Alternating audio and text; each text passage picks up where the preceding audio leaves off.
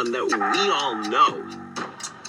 The killer is Jason! What? You're like 45 and you still go to summer camp. Yeah! I'm only 24!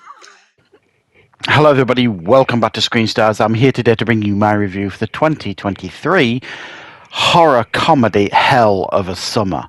The film is written and directed by Billy Burke and Finn Wolfhard, and it stars Adam Pally, Rosebud Baker, Fred Heshinger, Billy Burke, Finn Wolfhard. We have Abby Quinn and Matthew Finlan. Right, okay, the film essentially focuses on a group of teens who are going to camp to basically be like camp counselors. You've got Jason, who's 24 years old. He loves going to camp, and he's like head counselor. And whilst waiting for the owners to turn up, they're all getting to know each other. There are some murders that start happening. They all think they know who's done it. However, what they don't realise is they are completely wrong, and the murderers have got a plan to take them all out and become famous. Right. What are my thoughts on Hell of a Summer? Well, the film essentially, it's trying to be an homage to what has come before. Obviously, there are many horror films that are set in like camps, where camp counselors getting taken out. Friday the 13th being the most famous, obviously. So it's being made, if you like, with a lot of love and respect. But unfortunately, what is delivered here is an incredibly generic,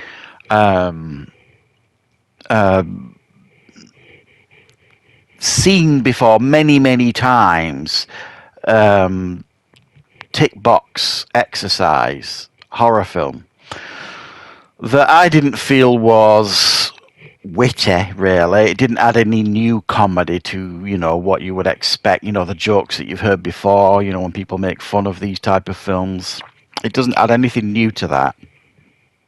And for me, it kind of feels like, this is directed by Finn Wolfhard and Billy Burke. Now, I don't know who Billy Burke is, but I know who Finn Wolfhard is, obviously from Stranger Things, etc. He's building a bit of a career for himself, obviously, with Stranger Things and Ghostbusters, so on and so forth.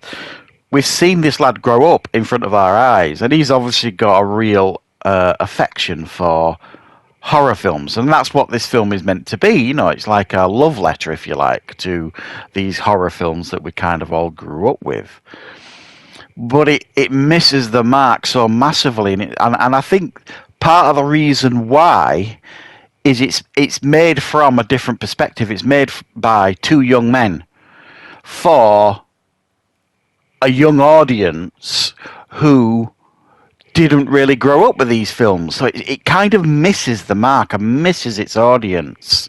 The humour in it, I found, completely missed the mark. It just didn't. I don't remember giggling at anything. I really don't. And honestly, that's not good for a horror comedy. And the kills, while some of them are graphic, I suppose, the killer's revealed far too quickly. There's no mystery either in this, who's killing everybody sort of thing.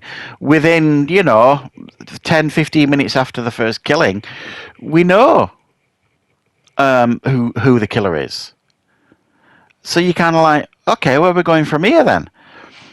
And nowhere interesting. I thought, well, okay, if you're doing this, you're going to have to kind of give us something pretty good to kind of give us the ending that, you expect in a film like this. And the film just doesn't do it.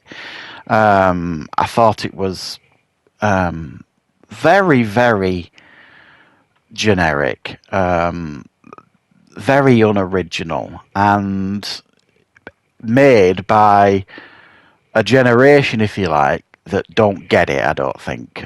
Don't get really what these films are all about.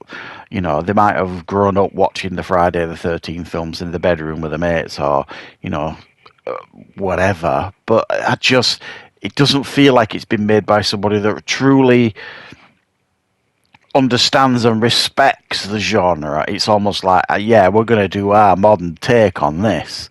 And it just doesn't work. It fails, I think, quite spectacularly in parts. And it's almost like giving...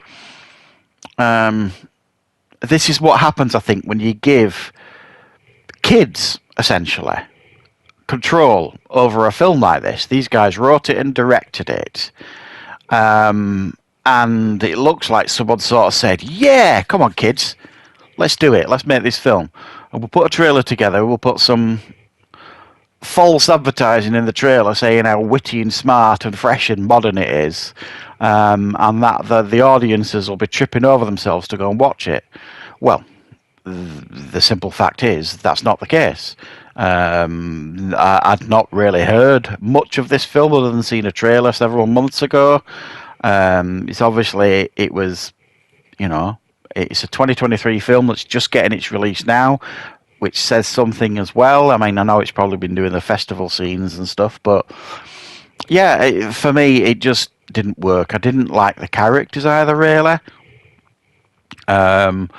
None of them were particularly memorable.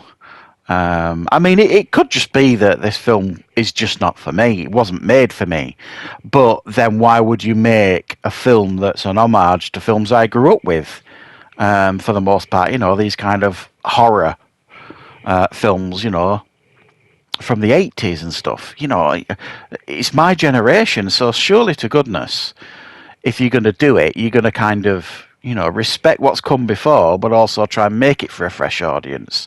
But I would be very, very interested to know if someone around the age of Finn Wolfhard and Billy Burke, who made them, wrote and directed this, what their thoughts are on this, because ultimately, as a horror, I don't think it works.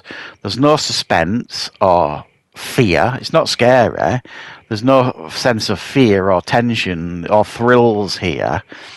And the comedy, for me, completely misses the mark. I didn't find any of it humorous or funny. So, for me, it's a film that doesn't work on any level. You know, yes, okay, there's a budget behind it. It's nicely polished. I don't think it's what you would describe as poorly directed or anything, but also at the same time, it doesn't feel like there's any real distinct style to it or anything. It's, you know, again, it's like, there you go. Have a go at directing. See what you think. And again, it's like they're throwing the keys to the kingdom at these two kids that really don't understand really what they're doing, I don't feel, not by watching this. Because I didn't think it was particularly good for what it was trying to be. So it's a miss for me with this one. I didn't really enjoy it. It wasn't funny, it wasn't scary, and I just wasn't. I'm not sure who it's made for, if I'm honest. You know, it's not for me, but I'm fairly sure modern audiences aren't really going to get much of a kick out of this one either. So yeah, that's my thoughts on Hell of a Summer. I hope you enjoyed the review. I hope you found it useful, and I will of course be back with plenty more reviews and content on the channel very, very soon.